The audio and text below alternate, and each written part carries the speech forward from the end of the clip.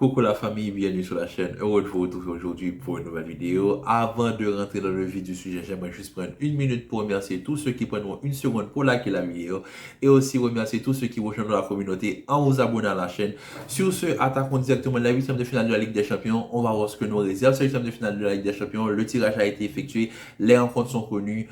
Attaquons directement avec les différentes rencontres. On a FC Porto contre Arsenal, Napoli contre Barcelone, Paris Saint-Germain, la Real Sociedad, l'Inter de Milan face à l'Atlético de Madrid, PSV Eindhoven face au Borussia Dortmund, Lazio de Rome face au Bayern de Munich, Leipzig face au Real Madrid, Copenhague face à Manchester City. Si on vous... Déjà, sur certains matchs, on va pas se mentir, il y a des favoris qui se dessinent. Par exemple, City-Copenhague, énorme respect pour ce que Copenhague a pu faire face à Manchester United et à Galatasaray.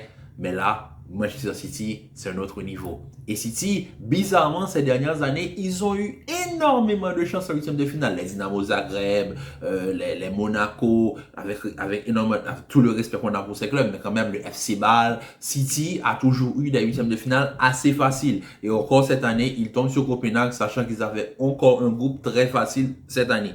Donc, City, Copenhague, on va pas se mentir, City est largement favori. Bayern de Munich, Lazio de Rome. La Lazio a eu une phase de groupe assez compliquée, assez tumultueuse, même s'il y a quand même eu de belles performances. Mais la Lazio de Rome, je pense que face aux géants qu'on nomme le Bayern de Munich, ils n'ont pas vraiment trop de chance. Mais voilà, quand même, le Bayern est favori pour ce match. Borussia Dortmund face au PSV Eindhoven. Le PSV quand même qui fait une très belle campagne européenne. Mais Dortmund, sachant que Dortmund sort à peine du groupe de la mort, Dortmund a une certaine confiance, donc on suppose que Dortmund devrait être favori. Mais comme je l'ai dit, Dortmund, c'est l'équipe qui est toujours la plus décevante en Europe. C'est l'équipe sur laquelle que tout le monde se dit, c'est leur année. Et encore une fois, ils peuvent échouer. Donc, Dortmund PSV, pour moi, c'est du 50-50. Parce que dès qu'il y a Dortmund sur la feuille de match, tu peux pas être 100% confiant. Mais bon. Ensuite, l'Atlético, l'Inter de Milan, ce match-là, je pense que c'est du pur 50-50 parce que cette année, l'Atlético et l'Inter de Milan sont deux équipes en superbe forme. L'Inter de Milan qui joue la Serie A littéralement, l'Atlético qui est l'une des plus belles équipes en Liga. Donc pour moi, ce match-là, c'est l'un des matchs les plus intéressants de ces huitièmes de finale. Et pour moi, c'est 50-50, même si je pense que l'Atlético a beaucoup plus de chances de passer. Mais l'Inter, quand même, il faut pas oublier que l'Inter fait finale de la Ligue des Champions l'année dernière. Et encore une fois, ils passent et ils sont là, ils ne sont pas là pour faire de la figuration. Donc, un peu de respect pour l'Inter. Mais pour moi, c'est du 50-50. Ensuite, Arsenal-Porto. Arsenal largement favori. Énormément de respect pour Porto. Mais Porto, ils ont dû se battre face au Shakhtar pour se qualifier. Mais quand même, pour moi, Arsenal parle largement favori. On parle quand même d'un concurrent direct au titre de Première Ligue. Arsenal, c'est quand même l'un des plus beaux footballs d'Europe de ces dernières années. Donc, Arsenal est largement favori dans ce groupe. Ensuite, nous avons Barcelone-Napoli. Barcelone-Napoli, tout dépend du mercato hivernal et des performances que le Barça va faire sur le mois de janvier. Mais pour moi, Napoli, pour le moment, pas favori. Mais tout peut changer avec le mercato et j'espère que le Barça va maximiser le mercato hivernal pour pouvoir apporter de la qualité, avoir un effectif beaucoup plus compétitif que ce qu'ils ont aujourd'hui parce qu'actuellement, ils ont un effectif compétitif, mais il y a des choses à changer. Et s'ils arrivent à apporter les modifications durant le mercato hivernal, le Barça pourra repasser favori lors de cette rencontre. Mais pour le moment, à l'instant T, Napoli est largement favori. Napoli retrouve avec le nouvel entraîneur, Napoli retrouve de ses couleurs. On a vu aussi le superbe but de Kvaratskhelia, mais c'est même plus la passe d'Osimhen, la manière dont Osimhen arrive à retrouver un petit peu de performance aussi.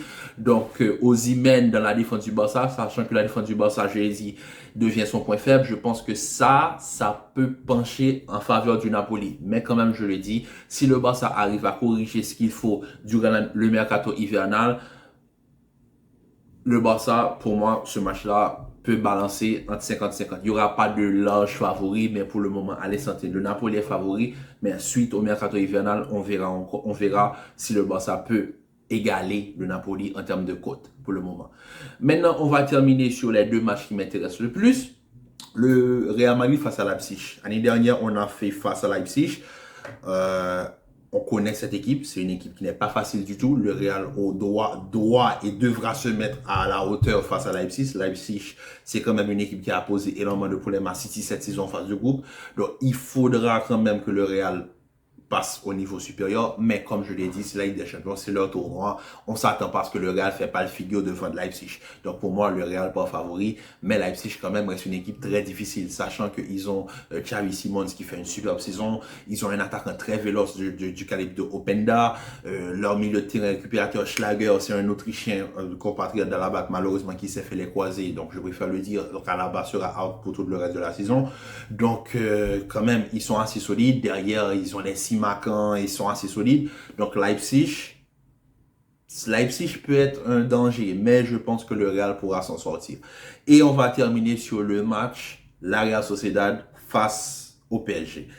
Je vois que les Parisiens sont heureux de tomber sur la Sociedad.